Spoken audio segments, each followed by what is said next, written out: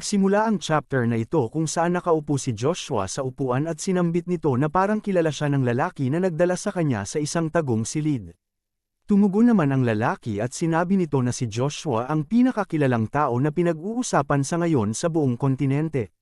At sinabi din nito kay Joshua na kung hindi siya kilala nito ay parang ipinapahiwatig lang na ang kakayahan ng kanilang organisasyon ay hindi ganoon kagaling.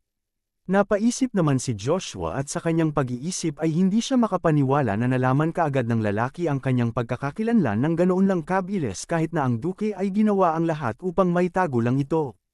Pinuri rin ni Joshua ang kakayahan nila sa pangangalap ng impormasyon at ito ay mapagkakatiwalaan. Ngunit sa isang banda naman ay nag-aalala si Joshua na baka bigla nilang ibinta ang kanyang pagkakakilanlan kahit anumang oras. Nang makita ng lalaki ang ekspresyon ng mukha ni Joshua ay sinabi nito na alam niya kung ano ang iniisip ni Joshua at sinabi niya rin na wala siya dapat na ipag-alala dahil kaunti lang sa subordinate niya at siya lang ang nakakaalam sa pagkakakilanlan ni Joshua. Humingi din siya ng paumanhin dahil medyo natagalan bago niya ipinakilala ang kanyang sarili kay Joshua.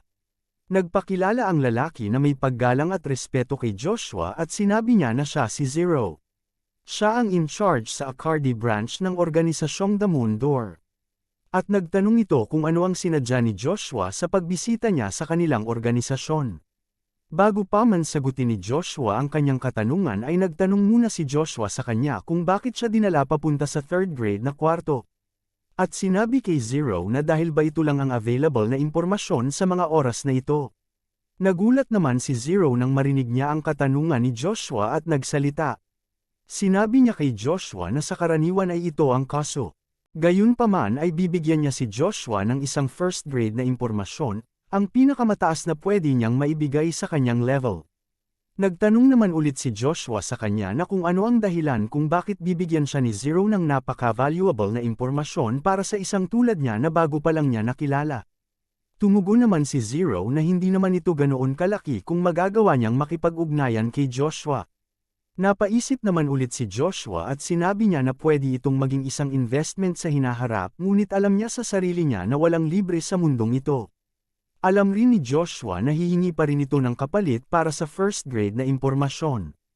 At biglang nagsalita si Joshua at sinabi niya kay Zero na dahil ginamit nito ang pangalan na Zero ay akala niya na mabibigyan siya nito ng isang 0 grade na impormasyon ngunit sa tingin ni Joshua ay nagkamali siya. Nagulat naman si Zero na hindi makapaniwala nang marinig niya ang sinabi ni Joshua at tinanong niya ito kung paano nalaman ni Joshua ang tungkol dito. Sumagot naman si Joshua sa kanya na hindi naman siguro sinusubukan ng Moon Door na kunin ang mga impormasyon ng kanilang mga customer. At makikitang yumuko si Zero at inilagay ang kanang kamao nito sa dibdib tanda ng pagrespeto at nagsalita. Humingi ulit ito ng pasensya kay Joshua at nakiusap sa kanya kung anong impormasyon ang kanyang kailangan. Tumugon naman si Joshua na mayroon siyang hinahanap na bagay. At kung saan na ang heirloom ng Orvis Count family kung saan ganap ng Nullipol ilang dekada na ang nakalipas. Nag-isip naman saglit si Zero at sinabi niya kay Joshua na ang mga assets ng Orvis family ay nakapasok na sa black market. At napaisip ulit si Zero at tinatansya kung paano mahahanap ang mga ito. Nagtanong naman si Joshua kung gaano katagal bago nila mahanap ang mga ito. Sumagot naman si Zero na ang 1 linggo ay sapat na. At tinanong si Joshua kung mayroon pa siyang ibang kailangan. Napaisip naman ulit si Joshua at sinabi niya na medyo matagal pa bago makakuha ang sinuman ng impormasyon tungkol sa kanya subalit hindi daw ito garantisado dahil ang isyu ay medyo sensitibo. At magiging problema ito kung may makakaalam na siya ay nagbubungkal ng mga impormasyon sa likod nila. At siya ay may naisip na ideya na mas makakabuti na maglagay siya ng pain na para doon lang mag-focus ang mga ito. At napagtanto ni Joshua na para siyang pumatay ng 2 ibon gamit lamang ng 1 bato. Kung kaya nagpa siya na ito na gawin na ang paghahanap. At biglang may sinabi si Joshua na isang kasabihan. Kung sino man ang makahanap ng The Red Coin na nakabaon sa isang lugar sa the Rolf River ay ganap na pinagpala ng The Moon. Ang sino man ang makakapagdala ng simbolo ay siyang makakakuha ng The Moon Door. At nagulat si Zero habang naririnig niya ang mga ito mula kay Joshua na parang hindi makapaniwala at nagtataka kung paano nalaman ito ni Joshua. Sinabi din ni Zero na ito ay isang alamat lang na ipinapasa sa mga iilang mga tao sa loob ng kanilang organisasyon. At tinanong nito si Joshua kung sino ba talaga ito. Tumugon naman si Joshua sa kanya na kung tatanggapin niya ang mga kondisyon ni Joshua ay hahanapin niya ang simbolo para sa kanya sa loob lang ng 3 taon. At tinanong ni Joshua kung ano ang palagay ni Zero tungkol sa kanyang alok at kung susubukan niya bang magtiwala o mag-invest sa kanya. Napanganga naman si Zero at napaisip ito at sinabi niya na ang simbolo ay hindi na kailangan pa. Dahil ang succession battle ng The Moon Door ay nagtapos na. 1 taon na ang nakalipas. Ngunit ito daw ay isa pa ring symbolic item na pinaghihirapang hanapin ng kanilang organisasyon sa nakalipas na mga dekada. At higit pa daw dito, may isang tao pa rin daw ang naghahangad na hanapin ang simbolong ito. At kinausap niya uli si Joshua at nakiusap na bago siya magdesisyon ay gusto niya munang malaman ang mga kondisyon ni Joshua. Pumayag naman si Joshua sa kanyang gusto at sinabi ni Joshua na ang kondisyon ay simple lang. Nais lang ni Joshua na huwag ipagsabi o ibigay ni Zero ang kanyang impormasyon sa kahit na sino man. At sinabi niya rin kay Zero na gusto niyang sabihin ito ang lahat na nalalaman niya tungkol kay Draxia Bell Grace.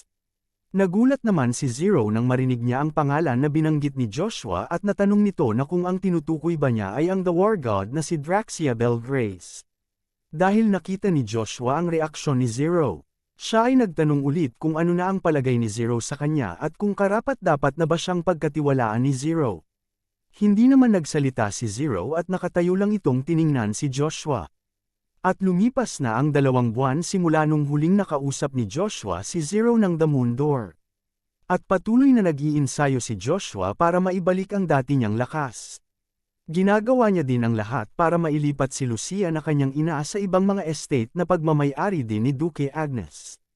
Naisip ni Joshua na mas mainam na protektahan siya mula sa mga nanghihimasok sa kanila kumpara sa liblib na lugar na ito. At syempre hindi pumayag ang kanyang ina na si Lucia na mapahiwalay sa kanya. Pero pagkatapos siyang kumbinsihin ni Joshua at sinabi niya na walang magulang ang mananalo laban sa kanilang mga anak, ay napapayag niya ang kanyang ina na si Lucia na mailipat sa ibang estate sa huli.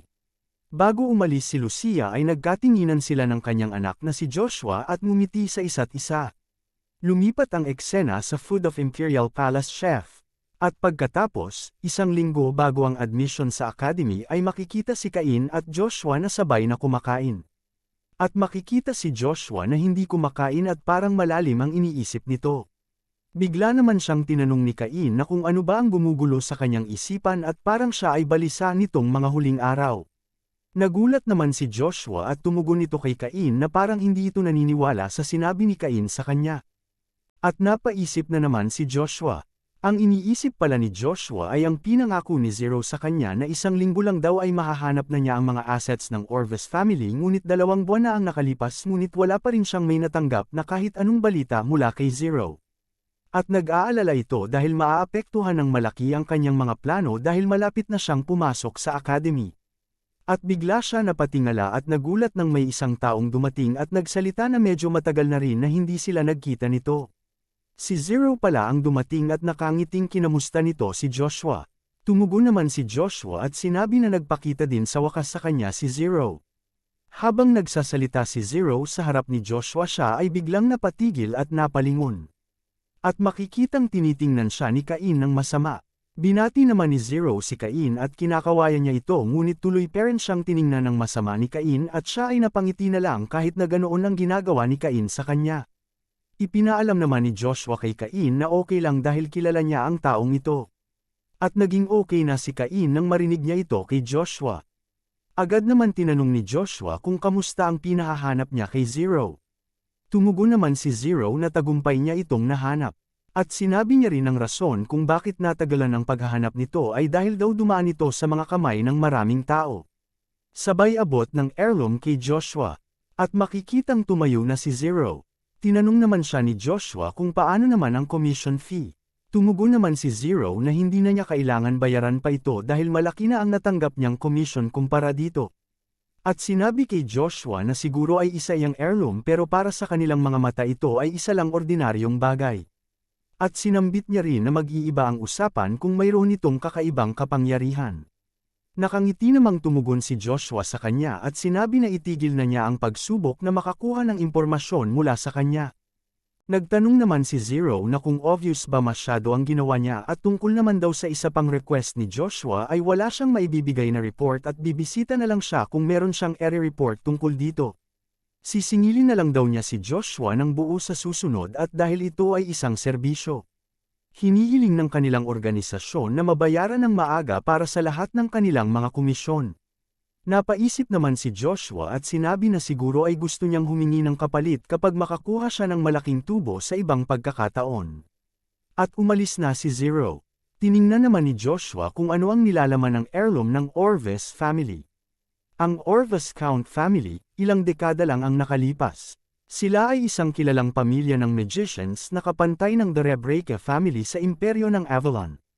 Flashback. Noong unang panahon, ang mga miyembro ng Orves family ay ang tanging hindi tinatrato ng masama dahil sila ang mga magicians ng Avalon. Ang head family ng Orves family ay nagawang talonin ng mga knights na malapit na sa master rank ng walang kahirap-hirap. At siya ang unang taong nagpakilala ng konsepto ng isang battle mage sa kontinente dahil dito. Ang insidenteng ito ay hindi nakatanggap ng labis na tugon mula sa bansa ng mga knights, Avalon. Ngunit sa pagtanggap at pagpapahayag ng reaksyon mula sa Kingdom of Magic, Terra. Hanggang sa puntong tuwirang sinubukan ng hari ng Terra na dalhin ang family head ng Orves family sa kanyang bansa. At pagkatapos, ilang dekada na ang nakalilipas, ang nagniningning na pamilyang Orves ay nahulog sa pagkawasak sa isang iglap sa mga kamay ng kanilang sariling country's imperial family. End of flashback. Makikita si Joshua na binabasa na ang sulat sa maliit na papel at napaisip ito at sinabi niya na base sa records, tila sinadyang inalis ng imperial family ang kanilang mga sariling nobles. At may napansin siya sa sulat na isang pangalan na nakasulat sa papel at binasa niya ito. Baron Accent. Ito ang pangalan na binasa ni Joshua at bigla naman siyang nagulat nang biglang nagsalita si Cain. Tinanong niya si Joshua kung ang tinutukoy ba ng sulat ay ang The Great Merchant of the Night na si Baron Accent Provalum. Nagtanong naman si Joshua kung kilala ni Cain ang tao na ito. Sumagot naman si Cain na kaunti lang ang alam niya at sinabi niya kay Joshua ang nalalaman niya tungkol sa taong ito. Si Baron Accent Provalum daw ay isang pinakakilalang tao sa Underworld. At siya ay isang napaka-impluwensyang tao na halos lahat ng mga item na napupunta sa black market ay dumadaan sa kanya kahit isang beses. Nasambit din ni Cain kay Joshua na ang taong ito ay kapatid ni Viscount Big. At napaisip naman si Joshua at naalala niya si Big at parang hindi ito naniniwala na kapatid ni Big ang taong nabanggit sa sulat. At may biglang dumating na tao at tinawag si Joshua. Nagulat naman silang dalawa ni Cain at napalingon sa taong tumawag sa kanila at makikita na sina Count Poncella Jean Rebreika at anak niyang si Islan Jean Rebreika pala ang dumating at si Poncella pala ang tumawag sa kanya. Kinagabihan, sa ilalim ng maliwanag na buwan ay makikita ang isang estate ng isang noble. Kung isa kang mataas na noble ay mas malapit ka sa Imperial Palace. Sa makatuwid, ang lokasyon ng iyong estado ay nagre-representa ng iyong katayuan bilang isang noble. Gayunpaman, ang malayong estado na ito ay labis na malaki at magarbo. Kahit na ito ay isang liblib na lugar, ang katotohanan na ang isang tao ay maaaring magkaroon ng napakalaking ari-arian sa Akardi. Ang kabisera ng imperyo na binubuo ng hindi mailarawang mamahaling lupain at ipinapakita kung gaano karaming pera ang taglay ng isang tao anuman ang kanilang katayuan. At makikita ang isang lalaking nakatayo at kalbo. Ang lalaki pala na ito ay isa sa maimpluwensyang figure sa underworld na nakatago sa malalim na party ng Akardi. At ang pangalan ng taong ito ay si Baron Provalum. At makikitang nakangiti at natutuwang sinalubong nito ang isang bata na nakaupo sa isang upuan at sa tabi niya ay isang bodyguard na nagpoprotekta sa kanya. Tinanong ni Baron si young Lord Veron Shenvilles kung ano ang sadya niya dito sa kanilang estate na walang pasabi. Si Veron Shenvilles pala ang pangalan ng batang bumisita sa estate ni Baron. Sumagot naman si Lord Veron at sinabi nito na lumagpas na sa itinakdang oras ang ipinangako ni Baron sa kanya. At dito na natatapos ang chapter na ito. Salamat.